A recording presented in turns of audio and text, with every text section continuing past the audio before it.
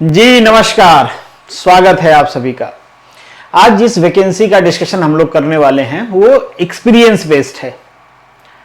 Assistant director industrial safety and health class 2, super class 2 भी इसको कहा जाता है। अगर आप इंडस्ट्री में जॉब कर रहे हैं बीटेक बेसिस पे, ध्यान रखिए पिछली बार डेप्यूटी डायरेक्टर की पोस्ट थी, उसमें कई सारे लोगों का एक्सपीरियंस सर्टिफिकेट का इशू आया था। अभी मैं आपको उसको बताऊंगा, पर इन जनरल जान लीजिए कि आपको 5 ईयर का एक्सपीरियंस चाहिए, इंडस्ट्री का एक्सपीरियंस चाहिए। इंडस्ट्री मतलब इंडस्ट्री के किसी लाइन में आप काम कर रहे हो, इसके एडवर्टीजमेंट में भी मेंशन है, डिजाइन में हो, प्रोडक्शन में हो, मेंटेनेंस में हो, इंस्पेक्शन में हो, पर वो इंडस्ट्री की जॉब होनी चाहिए। टीचिंग के जॉब का एक्सपीरियंस यहाँ पे वैलिड नहीं है। दूसरी बात, वो जॉब क्लास 2 या क्लास 2 लेवल से ऊपर की होनी चाहिए। मतलब आपकी जो पोस्ट है, बहुत सिंपल भाषा में कहें तो आपकी जो पोस्ट है वो बीटेक बेसिस पे मिलनी चाहिए। अलग अलग इंडस्ट्री में अलग अलग पोजीशन मिलती है, जैसे जीईटी होता है ना, ग्रेजुएट इंजीनियरिंग ट्रेड। फिर उसके बाद कोई एएम बना देता है, असिस्टेंट मैनेजर, कोई साइट इंचार्ज बना देता है, कोई प्रोजेक्ट इंचार्ज बना देता है। अलग अलग पोजीशन होती है, पर बेसिक उनका क्या होता है कि उसके लिए मिनिमम क्वालिफिकेशन बीटेक चाहिए होती है। तो वैसा आपको एक्सपीरियंस चाहिए। जीपीएससी ने अपना एक्सपीरियंस फॉर्मेट भी दिया हुआ है, तो आप ध्यान रखना इस टाइप का एक्सपीरियंस फॉर्मेट वो मांगेंगे। अगर आप सबमिट नहीं कर पाओगे तो फिर वो आपके जॉब को, मतलब आपके एक्सपीरियंस को इनवैलिड मानेंगे। ये उनका फॉर्मेट है, आप देख लेना। कुछ इस तरीके का फॉर्मेट का आपको एक्सपीरियंस सर्टिफिकेट प्रोड्यूस करना पड़ेगा। कितने साल का करना पड़ेगा भाई? 5 ईयर का करना पड़ेगा ना। एडवर्टीजमेंट मैं आपको दिखाई देता हूं। एडवर्टीजमेंट का डिस्कशन करें उससे पहले ये आपका एडवर्टीजमेंट है। इसमें आप देखोगे टोटल नंबर ऑफ जो वैकेंसी है, बहुत ज्यादा एडवर्टीजमेंट पे डिस्कशन करने की जरूरत नहीं। टोटल नंबर ऑफ वैकेंसी 9 है, और ये आप देख पाओगे डिस्ट्रीब्यूशन है वैकेंसी का। फिर अगर आप नीचे आ जाते हो तो कुछ और क्राइटेरिया दिया हुआ है, और स्पेसिफिक आपको किस क्राइटेरिया पे स्टिक होना है, इसके क्वालिफिकेशन पे। यहाँ पे देख लीजिए, आपके पास सेकेंड क्लास में BTech mechanical, electrical, chemical, 3 branches यहाँ पे एलिजिबल हैं। That is mechanical, electrical, chemical.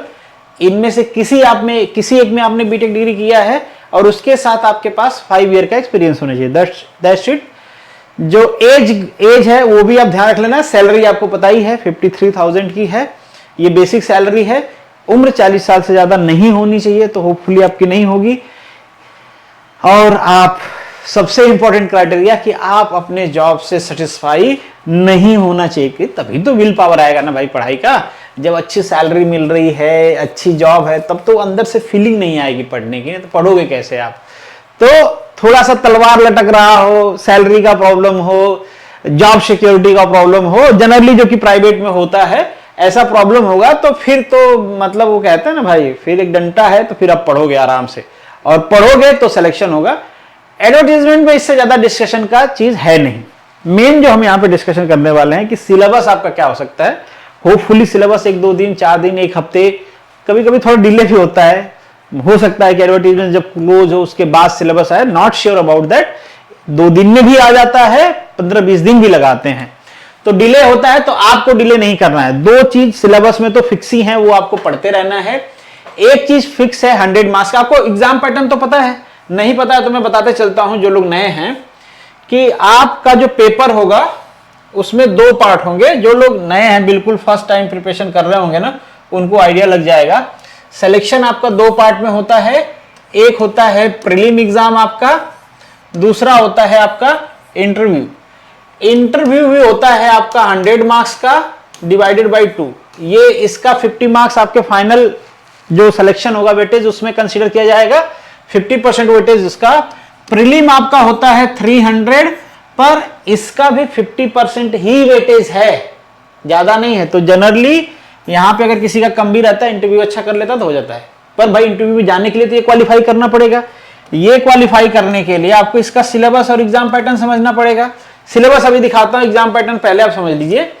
100 marks का होता है इसमें जीके, जीएस, रीजनिंग, इंग्लिश, सब मतलब पूरा इंक्लूडेड है। अभी आपको सिलेबस दिखाऊंगा। फिर 100 मार्क्स ये हो गया। 200 मार्क्स का आपका कंसर्न सब्जेक्ट रहता है। कंसर्न सब्जेक्ट ये किसे कहते हैं मैं अभी दिखाता हूं। इन जनरल वहां पे भी 2 पार्ट रहेगा, कंसर्न सब्जेक्ट में भी। एक 100 मार्क्स का आपका लेबर लॉज होता है। क्या होता है? Labour laws. और एक 100 मार्क्स का होता है आपका बेसिक इंजीनियरिंग। क्या होती है भाई? बेसिक इंजीनियरिंग, जिसमें आपका इलेक्ट्रिकल का पोर्शन भी होता है, मैकेनिकल का पोर्शन भी होता है। ये दोनों पोर्शन मेजर होते हैं। कुछ केमिकल वाले भी शायद इस बार इंट्रोड्यूस किया जाएगा, होपफुली। बीच में एक एग्जाम था, उसमें उन्होंने बाद में ऐड किया था, तो होपफुली इस बार भी ऐड करेंगे। पर अगर 2017 या इससे पहले जो वैकेंसी आई थी वो आई थी 2017-18 में, उसका सिलेबस देखें तो थोड़ा उल्टा था। तब आप कहोगे आपने अलग क्यों बताया? अलग इसलिए बताया कि 2022 में 23 में डिप्टी डायरेक्टर की वैकेंसी आई थी इंडस्ट्रियल, उसके सिलेबस के हिसाब से मैंने प्रेडिक्ट किया। अभी के लिए आप मान लो ये जो 100 मार्क्स आपको नजर आ रहा है, इसका सिलेबस भी चेंज हुआ है। इसका सिलेबस यहां पे है, ये 100 मार्क्स का सिलेबस होगा। अभी सिलेबस आ जाएगा तो हम सेपरेट डिस्कशन करेंगे, पर इन जनरल मान लो अभी आपका जो 100 मार्क्स का सिलेबस होगा यही होगा। नियर अबाउट 99% कंफर्म है ये 100 मार्क्स के लिए। ये पेपर अंग्रेजी और गुजराती दोनों में आएगा। जहां पे बीटेक एलिजिबल होता है, क्लास 2 या उससे ऊपर लेवल की पोस्ट होती है, वहां पे ये अंग्रेजी और गुजराती दोनों में आता है। ठीक है, तो इसकी पढ़ाई तो आपको स्टार्ट कर देनी चाहिए। कहां से पढ़ेंगे? कोई सा भी प्रीवियस ईयर, जनरली मैं युवा उपनिषद कहता हूं, उसका प्रीवियस ईयर क्वेश्चन पेपर ले लीजिए, थोड़ा समझिए कि जनरली क्लास 2 में और रिसेंटली सिलेबस चेंज हुए हैं, तो रिसेंट वाले जो पेपर हैं आप खुद भी डाउनलोड करके प्रोविजनल आंसर की में देख सकते हैं कि किस टाइप के क्वेश्चन आते हैं। तो इसकी प्लानिंग आप शुरू कर दीजिए, इसकी पढ़ाई शुरू कर दीजिए।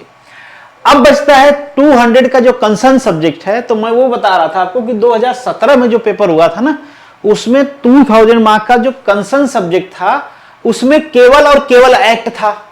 तो इस बार क्या होगा? देखो, माध्यम अंग्रेजी लिखा हुआ है, 200 मार्क कंसर्न सब्जेक्ट है, असिस्टेंट डायरेक्टर की ही पोजीशन के लिए है, और यहां पे केवल और केवल एक्ट है। कुछ टेक्निकल का सिलेबस है नहीं। अगर ऐसा बना देता तो पेपर माशाअल्लाह हो जाएगा, बल्ले बल्ले हो जाएगा आपका। ये सारा एक्ट मैंने कराया हुआ है करंट सिलेबस के हिसाब से, अभी मैं आपको दिखाता भी हूं। पर क्या ये सिलेबस रहेगा 200 मार्क का? मोस्ट प्रोबेबली नहीं रहेगा। करंट ईयर में देखा गया है 2022, 23, 24 में जो वैकेंसी आई हैं उसमें देखा गया, 2022 में तो नहीं, 23-24 सेशन में आई थी, आईएसएचओ की आई थी, मतलब सेफ्टी ऑफिसर की आई थी और डिप्टी डायरेक्टर की आई थी। ये डिप्टी डायरेक्टर का सिलेबस है, आप देख पाओगे। ठीक है, इसमें भी वैकेंसी आई है पर नंबर ऑफ वैकेंसी एक ही है। तो ये वाला सिलेबस आने की पॉसिबिलिटी बढ़ गई है कि अब कुछ इस टाइप का पैटर्न होगा जो 200 मार्क्स आपका है। 100 मार्क्स तो मैंने बता दिया, नया वाला सिलेबस रहेगा। 200 मार्क्स में ये क्या करेंगे? 2 पार्ट में डिवाइड कर देंगे आपको। 100 मार्क्स में आप देखोगे element of mechanical engineering, element of electrical engineering, environmental study, math, computer, project management, फिर करंट ट्रेंड्स। ये आपका 100 मार्क्स रहेगा। 100 मार्क्स में आपके जो लेबर लॉज हैं वो रहेंगे। तो ये नीचे आपको लेबर लॉज नजर आ रहे होंगे, ये 100 मार्क्स का रहेगा। तो 200 मार्क्स को मोस्ट प्रोबेबली उन्होंने डिवाइड कर दिया है। होपफुली यही सिलेबस इस बार रिपीट होगा आपका। 99% चांस है कि सिलेबस रिपीट होगा। चेंज क्या हो सकता है इसमें? हो सकता है कुछ लेबर लॉज ऐड हो जाए, हो सकता है कुछ सब्सट्रैक्ट हो जाए, हो सकता है कि जो टेक्निकल वाला सिलेबस है इसमें कुछ सब्जेक्ट्स ऐड हो जाए, कुछ सब्जेक्ट सब्सट्रैक्ट हो जाए। इस बात की बिल्कुल पॉसिबिलिटी है, पर कोई मेजर चेंजेस नहीं रहेंगे। 10 to 15% का वेरिएशन हो सकता है, इससे ज्यादा का वेरिएशन नहीं होगा। तो होपफुली आप क्लियर हो गए होंगे कि आपका सिलेबस क्या रहने वाला है। और एटलीस्ट जितना दिन सिलेबस आता नहीं है, कंफर्म नहीं होता है, तब तक आप एक रोड मैप बना के पढ़ सकते हो। पढ़ेंगे कहां से? 2 चीज तो कंफर्म, एक तो मैं पढ़ाता नहीं हूं, एक मैं भी पढ़ाता हूं। अगर आप चाहो तो पढ़ सकते हो। मेरा कोर्स बाय करने के लिए ना आप मनु एकेडमी सर्च कर लीजिए गूगल पे, या फिर आप मनु एकेडमी ऐप डाउनलोड करिए। सजेशन यही है कि मनु एकेडमी ऐप डाउनलोड कर लीजिए। यहां से बाय करना है तो यहां से बाय कर सकते हैं। फिर बाय करने के लिए आप कोर्स में जाएंगे और यहां पे आपको अर्जुना बैच नजर आएगा। तो अर्जुना बैच में वो जो मैं आपको 100 मार्क्स का लेबर लॉस कह रहा हूं वो डिटेल में कराया हुआ है। आपको प्रॉब्लम नहीं होगी, पहली बार भी पढ़ रहे होंगे तो भी डिटेल में वो भी कराया गया है, एमसीक्यूज भी कराए गए हैं, टेस्ट सीरीज भी कराई गई हैं। लास्ट टाइम आप रिव्यू लेना चाहो तो लास्ट टाइम जो बच्चे जिन्होंने डेप्यूटी का एग्जाम दिया था, एसएचओ का एग्जाम दिया था, उनसे बात कर सकते हैं। उसमें से हो सकता है कुछ लोग आए ये देने, बट हाँ, लास्ट टाइम जो वैकेंसी थी एसएचओ की वो फ्रेशर के लिए भी थी, डिप्टी डायरेक्टर दोनों के लिए थी, पर ये वैकेंसी केवल और केवल एक्सपीरियंस के लिए है। तो स्ट्रेंथ थोड़ी कम हो सकती है या नंबर ऑफ कैंडिडेट कम हो सकते हैं। नंबर ऑफ वैकेंसी तो जनरली इतना ही रहती है। क्लास 2 सुपर क्लास 2 की जो वैकेंसी होती हैं या क्लास 1 की वो इतना ही रहती है, 8-9 के नंबर में ही रहती हैं, इससे ज़्यादा नहीं रहता। इससे पहले 2017 में भी आया था तो कुछ इतना ही वैकेंसी आई थी, 8 या 11 वैकेंसी थी। तो ये कोर्स आप बाय कर सकते हैं। ये अभी इस पे आप देखोगे तो 500 का ऑफ भी चल रहा है। वैसे तो आप जॉब कर रहे हो, आपको ऑफ से ज़्यादा मतलब होता नहीं है, पर जब सिलेबस कंफर्म होगा तो वो ऑफ हट जाएगा। अगर सिलेबस एज इट इज रहता है तो हट जाएगा, अगर सिलेबस में बहुत कुछ बढ़ जाता है, ऐड करना है, तो may be core price fluctuate भी हो, मतलब बढ़ भी जाए। अगर वो दे देते कि भाई नहीं यही सारे 200 मार्क्स के आएंगे तो मतलब इसमें कंटेंट और ज्यादा ऐड करने पड़ेंगे। ठीक है, तो ये है आपका कोर्स, आप चाहो तो यहां से बाय कर सकते हो। एक चीज और आपको ध्यान रखना है कि आपका एग्जाम जो प्रीलिम का है, टेंटेटिव एग्जाम, जनरल स्टडी वाले का सेपरेट पेपर होगा, मतलब 100 मार्क्स का एक पेपर होगा, एक पेपर होगा 200 मार्क्स का। तो 100 मार्क्स का जो पेपर होगा, जो जीके जीएस वाला है, वो जून जुलाई में टेंटेटिवली बता रहे हैं ये। और जो कंसर्न सब्जेक्ट है आपका मेंशन है, जनरल स्टडी का कंसर्न सब्जेक्ट का भी जून जुलाई और इसका मई जून मेंशन है। तो मान लीजिए 1-2 महीने के डिफरेंस में आपका कंसर्न सब्जेक्ट का होगा। तो इन शॉर्ट अगर आपके टाइम लिमिट की बात करेंगे, भाई आपके पास टाइम कितना है, तो बहुत ज्यादा है नहीं। ये चल रहा है आपका, मार्च स्टार्ट हो गया, मार्च अप्रैल मई जून, टोटल 4 मंथ का टाइम है। तो आप स्टार्ट कर सकते हैं, तो जितना जल्दी स्टार्ट करिए। और आप जॉब में हैं तो ये भी है कि भाई आपको उतना टाइम नहीं मिलेगा जितना एज ए फ्रेशर के कैंडिडेट को मिलता है, पर उसका टेंशन नहीं लेना है। जो भी आपके कंपटीटर हैं वो भी जॉब में हैं, तो उन्हीं से आपका कंपटीशन है। एग्जाम तो रिलेटिव मार्क्स पे डिपेंड करता है, रिजल्ट तो आपको इंडिविजुअल लोड लेने की जरूरत है नहीं। अब कोई जॉब छोड़ के ही तैयारी में लग जाए तो अलग बात है, पर मैं सजेस्ट जनरली करता हूं कि जॉब छोड़ के नहीं लगिए, उससे स्ट्रेस भी बढ़ता है ना, आदमी टेंशन भी लेता है। भाई एक ही दिमाग है, या तो उसको टेंशन दे दें या तो उससे पढ़ लें। ठीक है, दोनों जगह तो लग नहीं पाएगा, अगर लगेगा तो भाई पूरी एफिशिएंसी से नहीं लगेगा। तो होपफुली कि इसमें और कोई डाउट होगा नहीं आपको। एक्सपीरियंस वाला डाउट कई सारे बच्चे मैसेज करते हैं, मैं कह रहा हूं बहुत सारे बच्चे ऐसे होते हैं कि डिप्लोमा और बी किए होते हैं, डिप्लोमा पे जॉब कर रहे होते हैं। तो आप जो डिप्लोमा बेस्ड जॉब कर रहे हो ना, उसकी पोजीशन देख लेना। जनरली उस टाइप के जॉब को ये जीपीएससी इनवैलिड मानेगी, तो आप वो ध्यान रखना कि आपकी जॉब क्लास 2 या क्लास 2 से ऊपर लेवल की हो। मतलब या तो डिप्लोमा बेसिस पे हो तो आप प्रमोट करके क्लास 2 वाले लेवल पे पहुंच गए हो, तो वहां से जो एक्सपीरियंस होगा उसी को जीपीएससी वैलिड मानेगी। डिप्लोमा वाली जो जॉब होगी जहां से आपने शुरू किया था, उसको वो वैलिड नहीं मानेंगे। तो ऐसा नहीं कि आप अपनी एनर्जी लगा रहे हो और पता चला कि भाई एग्जाम भी क्वालिफाई हो गया बट एक्सपीरियंस का लोचा हो गया। बाकी एक्सपीरियंस में कोई डाउट है तो कमेंट बॉक्स में लिख सकते हैं। सिलेबस जब इसका आएगा तो किस तरीके से आपको प्लान करना है, कैसे पढ़ना है, उस पर एक डिटेल डिस्कशन होगा। और आपको अप्लाई करना है तो कहां से अप्लाई करना है होपफुली आपको पता होगा। और अगर आप पहली बार जीपीएससी में अप्लाई कर रहे हैं तो गूगल में सर्च करिए जीपीएससी ओजस, ये वेबसाइट है उनकी ऑफिशियली, इसको ओपन कर लीजिए। और अगर आप फर्स्ट टाइम हो तो आपको पहले रजिस्ट्रेशन करना होगा। यहां पे जाइए, अप्लाई पे जाइए। अप्लाई पे यहां पे आपको वो सारी पोस्ट नजर आ जाएंगी जिसके लिए आप अप्लाई करना चाहते हो। तो आपको यहां से फाइंड आउट कर लेना है। ये आपका एडवर्टाइजमेंट नंबर 17 है, जहां पे आपको नजर आ जाए, सॉरी 138 है, असिस्टेंट डायरेक्टर।